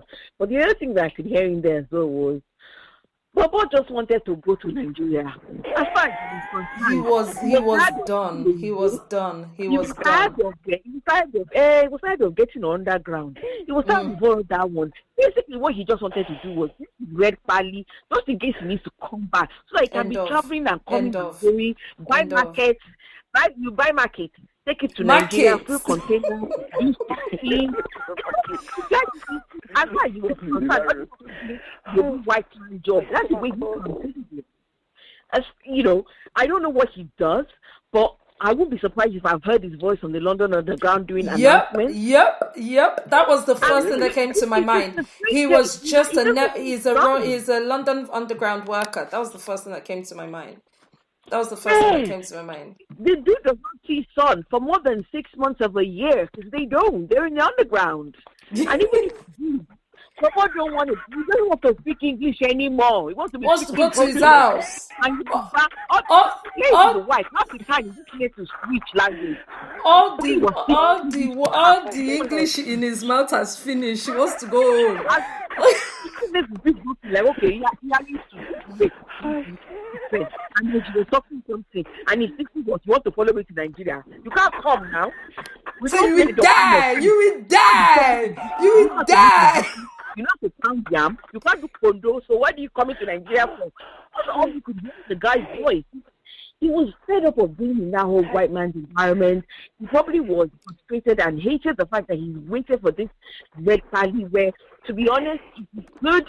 And if Nigeria was kind of country that he had a really good reputation, he wouldn't need to go through all that problem. Absolutely. His green family would be enough for him. His Nigerian passport would be enough for him. And you don't have to deal with telling him, take time out and take children out to the park, which he should, by the way. That's a matter altogether. He should. I understand, and really, there are big men in Nigeria that you would not even dream of saying to them, "Come and take your children to the park." They'll look at you like, "Please, as Ikaite died, what's going on?" Did he have scale? Yeah, he wants to be your guy in his own house, and he doesn't want to take any child to any smelling park. She's now doing oyinbo, westerner, equal kind of thing, and the man is looking at her cooking one. Because I'm not told you to enter garden and start cooking amala for me. Because I'm not going to go and eat this. I'm going to make goat soup. You're telling me I need to just to dress something. The guy was frustrated. You could hear it in his voice. All that one was, I just want to spend time with your children. He's doing what? I've donated some. The children have come out. What else do you want? Don't I bring money? They chop now. That was his own. That is the height of care. I am tired of you, Bimbo. You are not allowed on this show anymore. I'm so tired of you. So let me hear from Inkirika. Inkiri, what do you make of it? When I put it on, you sent it earlier today, didn't you? That's right. Yeah. I listened to it nearly when it was like 20 minutes to the show. Okay. When I heard the frustration in that guy's voice, listen, I'm sorry. Exactly. The laughing, it didn't have no part two. Because it's like, when he was speaking the English, but it wasn't the English he wanted to speak. He wanted to say, I'm not doing it again. That kind of, you could hear it deep inside, but that you just wasn't coming out. Because my chick was there speaking English, telling him, you don't need to shout. You don't need to shout. Exactly. You don't need to shout. When you are, you don't need to shout. Man is saying, I'm not doing it again. I want to be a billionaire. You want to be a billionaire? You know how they become billionaire? They get billionaire. I felt sorry for him, but deep down inside, listen, I'm sorry. It cracked me up because I wanted to ask him, when when he was talking, I actually said, anybody send you go there? I've never. Thank you. Thank you. Who sent you, boss? Do you know this language? So let me talk about this, and I'm gonna come to Guna's points if Guna would like to add his own 2 cents. This language thing is a problem because as Nkiru, well, as all of you know by now, I've dated a whole string of white men. I was team vanilla for a while, and I remember my ex when we were, the rocky period, we're about to break up, it was coming close to the end. So all those fights, every day fight. So there was a day, till today, I can't even remember what the fight was about, but he told me something. And at that point, we were living together. So he told me something that was so alien, as in, the thing was setting off fireworks in my head. My head was making twang. He said the thing. What's my brain wanted to say? I'm just going back to Nkiru's point of language and how the frustration in the language further adds to your frustration in being able to express yourself and talk about how it is really, really doing you inside of you. I wanted to say, Triam, this house go catch fire. That is what I wanted to say. That was inside of my heart. What I wanted, said this house go burn to the ground if you try me in this house. So me now, I now said, I said something stupid like, no, I'm gonna set this house on fire, or this house is gonna go on fire, or some. Wait now, it's not even whether it's not sweet. Wait, they come. Days later, we were cool, we were civil to each other, we weren't really fighting, there was nothing going on. And then I said, baby, come now. I can't even remember, something like that, baby, so let's do this. He said, you that threatened me with larceny, with what do you call it when you set fire to something? Arson, that's it. You that threatened me with arson. And I swear to God, I had no idea what he was talking about. I was like, me, I did with you. Arson, you see me with kerosene? You see me with petrol? No, baby, I love you. When did I ever tell you that? I had no idea. He said that we were having an argument. I told him that I would set fire to the house. I said, and I tell you, I have never said those words before in my life. And he said, no, that's what you said. You said, if I was to do the thing you told me to do, or you told me not to do, you were gonna set fire to the house. I said, no, not that. I was so when you cannot even express yourself in your native tongue, when you are up in your eyeballs in stress, and the person you need to understand you doesn't even understand what you are trying to say. I've had conversations with my ex where I was like, are we both speaking the same English? Is this uncle all right at all? Whereas one proverb or something, if I was talking to a Naija person or if I was talking to a Yoruba person, I would be able to say, I can't say to a white boyfriend, you did Chris. Whereas I can say to a Nigerian boyfriend, like, I went to do you did Chris. My friend, I beg, leave that matter. But how would it come across to a white person? Are you crazy? The person they wonder whether you didn't mean him, say whether you need psychiatric help or something. And that's just not, that's not what you were trying to say at all. So I kind of do understand that frustration. Let me go to Ugonna before I add my 2 cents. Ugonna, what do you make of the recording? Did you know this recording, right? You listened to it, right? Yeah, I did. And okay. I did listen to it again just before the show, before this. And first thing I noticed, I could swear, for starters, that it wasn't like one of those marriages where, I'm in love, woman of my dreams. Yes. You could imagine that a lot had to do with the pali, the passport. Yes. Yes. I'm not trying to label him or anything. And you see, the language he was using, he said things like una, you people, these white people. He addressed himself. You people, let me be a billionaire. You are. Yes. Yes. So I just saw someone that was like, okay, I'm even managing here. Maybe he feels, he works hard, probably gives her a great child once in a while. They have kids. And she's not even appreciating it on top of all that. She wants me to be going up and down to the park. Meanwhile, his mates. You understand? So for that, he feels, and the frustration, like you rightly said, he could be working in the underground, He works so much. Despite that, there are people that even work 12 hours that still, they still go to the park, do all this stuff. But in his own case, he sounded bitter. There's this bitterness that was in him. Yes. And even though the woman tried to be very diplomatic, she wasn't abusive. She kept taking her time. And it was. Let me tell you about that taking your time. Now, oyinbo problem. Let me tell you that thing. No. When you are in the heat of battle, that thing they vex person the more.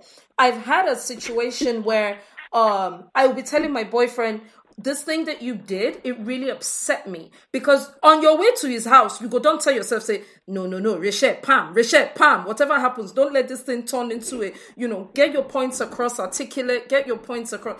You go reach there, you go tell this bloody fool, this thing you're doing, it really upset me or it hurt me. Guess what's in the open mouth to tell you? You hear, I'm sorry you feel that way. That's not an apology for the action. That is not an apology for what he did. I'm sorry you feel that way. Now, what's in oyinbo go tell you. So imagine if you felt differently. No, if you had felt differently, then you wouldn't have been hurt. I'm sorry you feel that way about what I did, but what I did is what I did, isn't it? So, or make person they tell you, say, well, I'm only responsible for what I do. You're actually responsible for how you accept it or how you take it. And they're going to tell you, like, say you be fool. And you'll be like, no, now your grandpapa be fool, really, because... Oh, my God. You go from because we don't argue in the same... They argue with sarcasm. The angrier they get. So I could imagine how her words and her calm voice would be riling him up even more. Would be making him even Yes. And the hotter he got, the cooler she got. And she kept saying, why are you shouting? Why are you shouting? Why are you talking to me like that? Yeah, because it will upset you. Because the funny thing is, even you, when no say quarrel they come, for your mind, you go don't talk and say, no matter what in this woman talk, I no go verse today.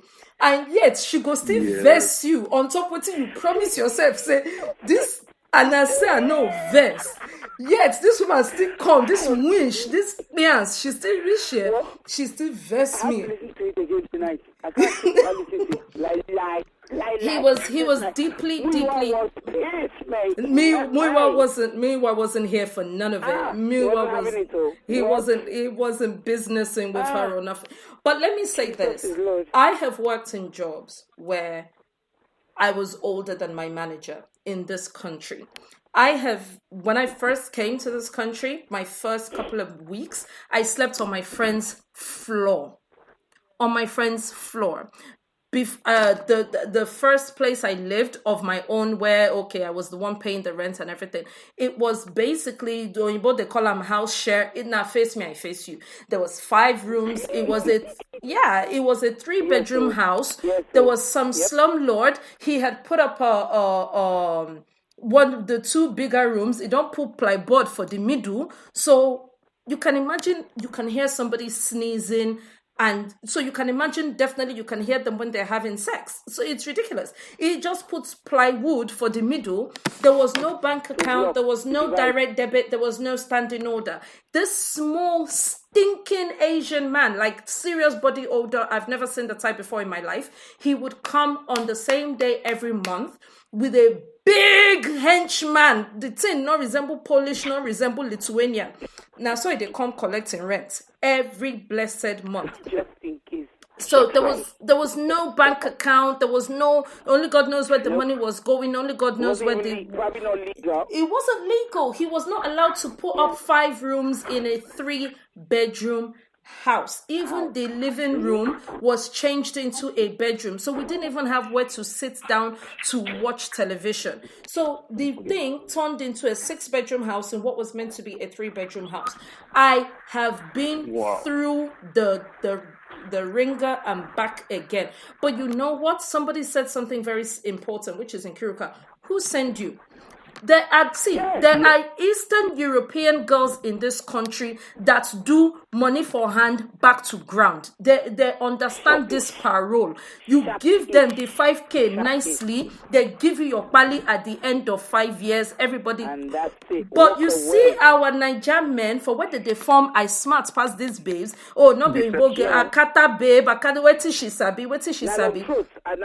Long throat, and then make it not be say e dey verse. If Stiffy Amaran once, twice, born one or two, no one born Africa speaking or whatever. So by the time the thing who come for throat, when he finds out that actually this pali ain't shit. Because once you get the pali, all it does is that it introduces you into a system where you work and you pay taxes. You cannot hammer in this country the way you can hammer in Nigeria. So all of that you went through to get the pali is nothing, because you're not going to spend 99% of your time in Nigeria anyway.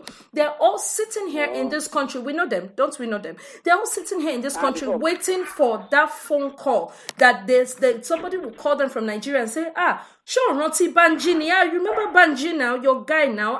Banji now local government chairman. Banji don't shop APC ward C manager, be chairman or whatever. They are waiting for that call that will tell them, they can come home and they can actually, come and take one small post or go and take one small contract. That's what they're waiting for. So if that is what you're waiting for anyway, why did you put this woman through some heartache of making her feel she too, she has husband, making her feel, she too, she has a family, when this is not what you're ready to do. If you want a wife that understands, like I was saying about my ex who was going on about, you are going to set my house on fire or whatever the case may be. If you don't want somebody to be following you to drag fire ambulance number inside the same house, then marry a Nigerian. If you want somebody that will... There's no way you're going to marry an oyinbo and expect the oyinbo to understand that the two of you are going to live in the same house and you are not going to pull your weight. Come to think of it, it is even changing amongst Nigerian women who are equally doing the same number of hours as you. So who are you? Who are you to say, after all, you are working, you are not going to now go to work and still come there and say because you won't sleep? Thunder fire, you fire that sleep. Because we have to... You go there on top bed, that sleep not go enter your eye, because I go there worry you morning, noon, and night. All your body go be like, say, if now so make a con they go walk, because this woman no gree me serious for this house. Better off at work than at home. Yeah, but the truth of the matter is, for years and years, I get one for here. There's a Nigerian guy, I actually know him because he went to Ife, which is the same uni I went to, and then I bumped into him on the high street. Oh my God, are you here? Oh, hey. From there, we had a couple cups of coffee, start to tell me about your oyinbo wife, what your oyinbo wife using ITC, say she called police, this. Oh, wait, but before she called police, he caused her to the confess, small, now said, because he threw her stuff and he burnt her stuff in the back garden. You took all of your,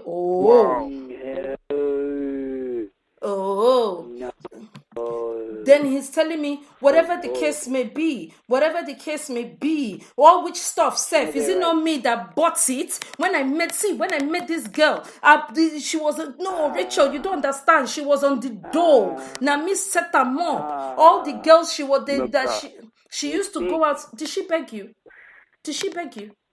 This is your wife. You married her as a wife. You didn't marry her as a runs babe. You didn't tell her, see, babe, this not the arrangement. So take your money so that you give me passport at the end of 5 years. You didn't do that. You stepped to her like a man, telling her, now only you say you get ulterior motive. She didn't know that.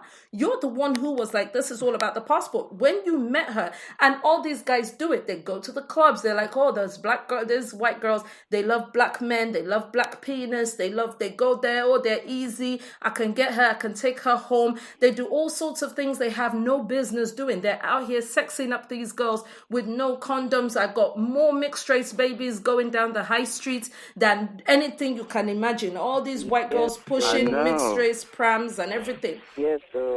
Now The girls are all talking amongst themselves. Oh, does your boyfriend do that to you? Me. If my boyfriend tries it, I'll tell him I'm calling home office. Oh, really? And then he behaves. Oh, fantastic. Oh, great. I must try that when I go home. Then they do it. They go. So, scammer has met scammeranga. I don't understand the problem. I don't understand the problem. Scammer has met scammeranga. You were doing it. So what is your point? That you go come, you go marry him, you go give him belle, not one, not two, because she wasn't talking about a child. She said your kids. She was using plural. Yeah. She was using plural. Isn't it always said that when a con artist gets conned, it's even worse for them. It depends. Con artist is not like I dey come people, na me. I get the confidence. Next minute, twice. They get you. They not be looking. You not be looking like, wait, what? What happened? So when they scam, it's even worse because the boy is looking like, she be na mumu woman na, she be oyinbo, she no go understand. Yeah. And look at and you know what is even funny about that is the thing that oyinbo, and I don't know why our men keep messing with these women, because they should know if there is one thing that oyinbo is good at, it is the long con. It is the don't get angry now.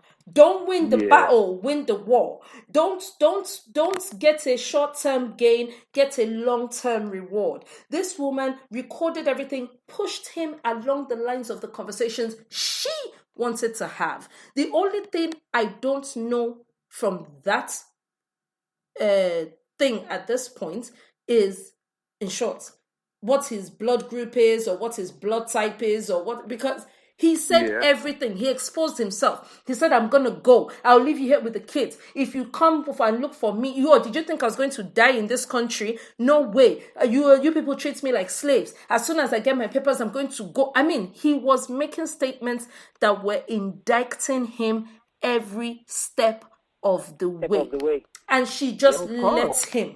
She just let him say it all. So for everyone that has got away with it, that has treated these women like nonsense, here's one with a recording device on her phone. And did you see how clear that recording is?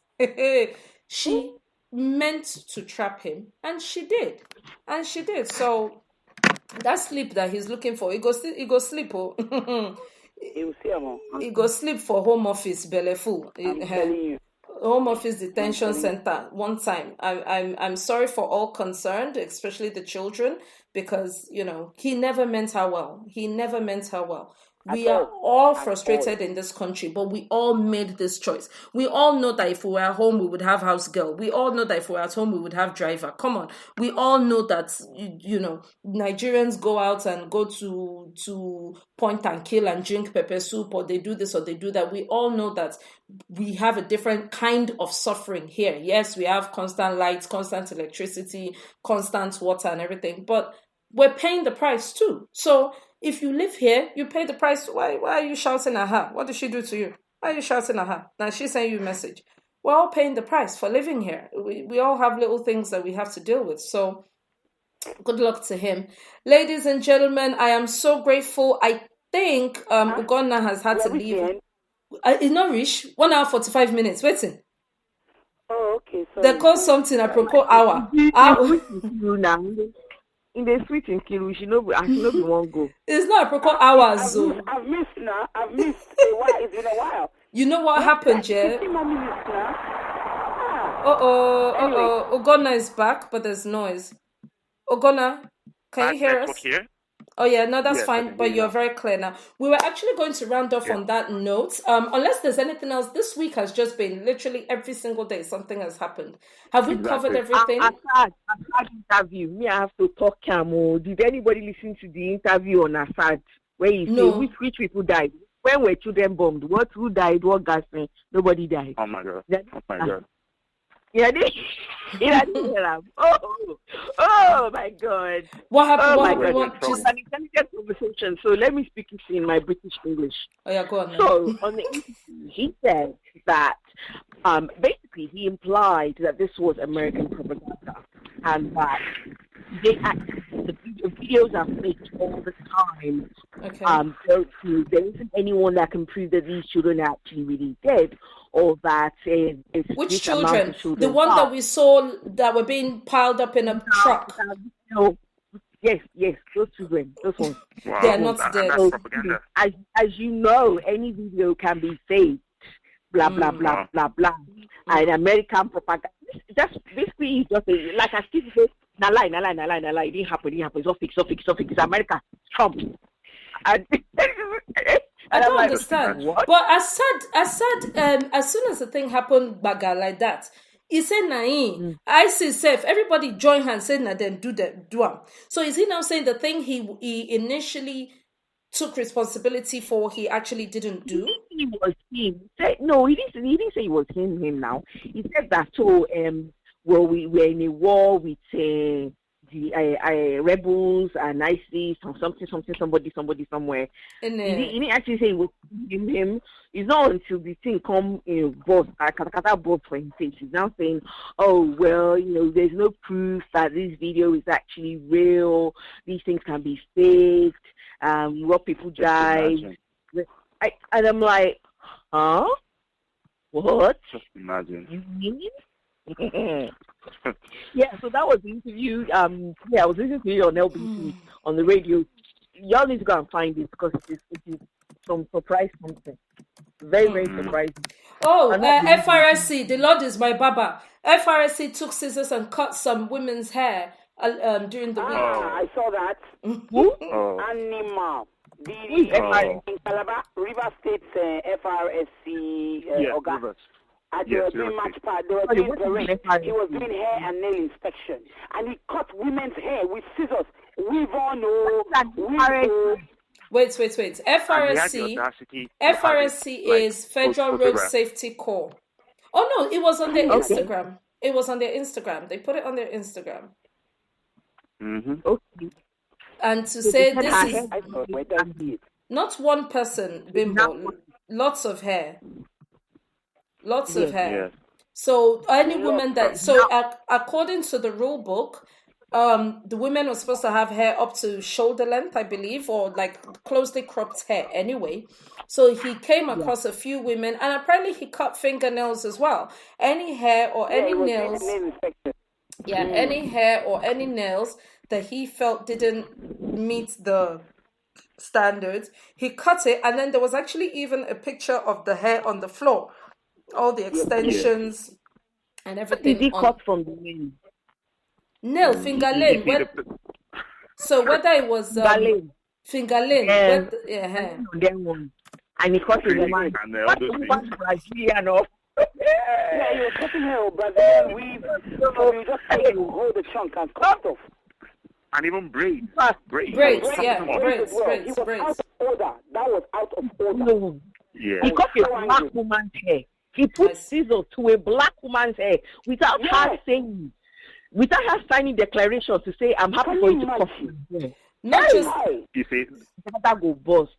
You know what? Ugonna is a married man. So let me talk to Ugonna. Ugonna, Shebi, you get one woman where you keep for house. When she does when she does her hair new, I'm not talking about 2 weeks down the road, 3 weeks down the road. When she does, you that paid the bride price, are you allowed to touch that hair? Sorry, you that paid for the hair, are you allowed to touch that hair? In fact, even if I didn't pay for the hair, even if the hair is not what I like, I'm not even allowed to say anything bad about it. I'm like, oh, it's beautiful. I'll just be like, oh, you're right. But, that's just her, And the truth is that officer was actually out of order. Yes, it's a paramilitary, they are uniformed people, but obviously there are ways of reprimanding such officers, and Absolutely. I don't think it has to do with you chopping off the hair on the spot. You don't touch another human. You don't. All that kind of thing. There are rules in the rule book. There are rules in the rule book. In fact, he has been called back. He's awaiting disciplinary measures because it was really, really, crappy. It was very not nice. It was in fact, it was a big slight to the organization itself. So and everybody was talking the uproar, and they had to actually do that. I have friends that work in the road safety, women as well, And they said that the guy actually on his own, he actually has a problem. You know, he's on a personal level, he's quite high-handed. You know, everybody now seems to try their best to impress the government. Yes, we're doing our job, but you can't be so you can't act like a caveman in doing that. It is so wrong. You know, we had them in secondary school, didn't we? We had those teachers that were like, this one is always extra. This one is one that will go and carry pipe and flog you. This is the one who likes to believe that he's the most wicked, or the one who knows all the rules, or the one who you know. The teachers who their only job is to look out for which girls have permed hair, which jobs. They don't teach the work they came to work on. They just have a problem with you looking good or having any kind of, and you'll be like, I think we're going to have to beg madam to give you small shop this night, because you're taking it out on us. So he's been suspended, and again, but that's fantastic, because once again, it means Nigerians are not looking away. It means, you know, power of social media, because everybody talks. Even Viva Naija talk puts. We're like, why? What does that have to do with road safety? The job that. Yes, I understand. Nothing. I understand.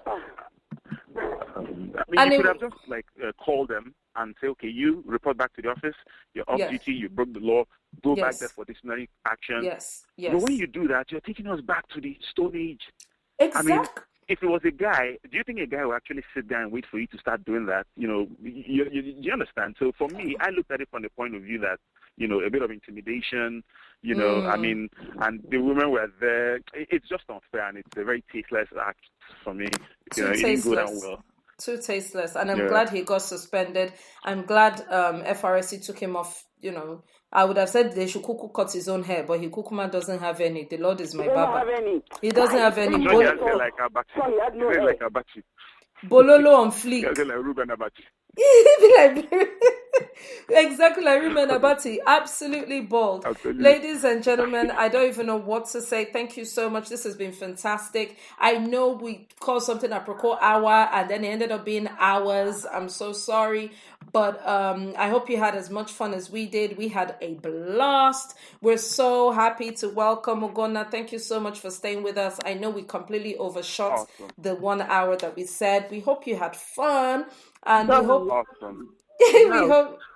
we hope you join us again sometime soon. We do this every Wednesday. We have Talking Drum, and every Friday we have Aproko Hour. We will be on our best behavior next week. We will keep it to 1 hour. Thank you so much for your time. Oh yeah, everybody say good nights one by one. Oh yeah, Abimbola, start. Talk your own.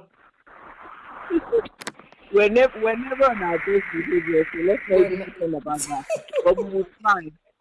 We will definitely try. Everyone have a lovely Easter break. For those of you that are traveling or going on holiday, I'm jealous. I just don't want to wish you bad, but let's just say your tan will not suntan. Your tan will not tan. That's all I can say. I will not tan. And it's been such fun this evening. Thank you so much for everyone. Have a lovely weekend, and we will see you back on Wednesday for Talking Drum. We will indeed. Oh yeah, Nkiri Kama, talk your own. Good night, everyone. It was lovely. I asked for extra 15 minutes, nearly. Remain 8 minutes, may complete 15 minutes from the time when you talk, Rachel. Oh yeah, I'll go on music, though. I'll go on music for the remaining 8 minutes. Are you happy? Anyway, it was lovely. Ugonna, have a good evening. I'm not sure if you remember me. We are friends on Facebook, but it's all right. You know, I'm one of the 700 women that will click like, even if I don't know what we are talking about. But don't mind Rachel. It's all right. But yes, everyone, thank you. It was lovely. Rachel, love you. Boo-boo. Bye. Oh, you've been anyhow like that. Oh God, now I'll give you this boo-boo. I'll give you this boo-boo gist later. Oh yeah, God, now talk your own. Tell everyone good night. Oh, yeah. Yeah, I mean, it's been wonderful, you know, beautiful people, beautiful souls, very intelligent people. I feel truly honored to be here, and I look forward to doing this a whole lot more often. It's been wonderful, and I'm sure we'll get to do this face-to-face sometime. Absolutely, absolutely. We're going to come and meet you. You owe me pounded yam, not poundo, pounded. pounded. That they pound it. Trust me, I'll even pound it if there's a problem. Don't worry. That is my go now for you. That's why you are my babe. Thank you all so very much. Thank you for bearing with us with the time change. Obviously, this is not our usual time slot. We will be back next week on Friday as usual. Thank you so very much for staying with us. I know it's been a long one, but we really do hope you've enjoyed it. Have a fantastic Easter Sunday break, whatever you're doing. If you're traveling, if you're staying home, if you're going to be with family, if you're going to go and do extracurricular activity, anyone you are going to do, please stay safe. Make sure you have lots to eat. Make sure you enjoy yourself. Hug your nearest and your dearest. Tell them you love them. Enjoy yourself. And we will be back on Wednesday with a topic for you on the Talking Drum. For now, it is good night from me. Have a fantastic weekend. See you next week. Good night, everyone. Bye. Bye. Bye. Good night. Bye. Bye.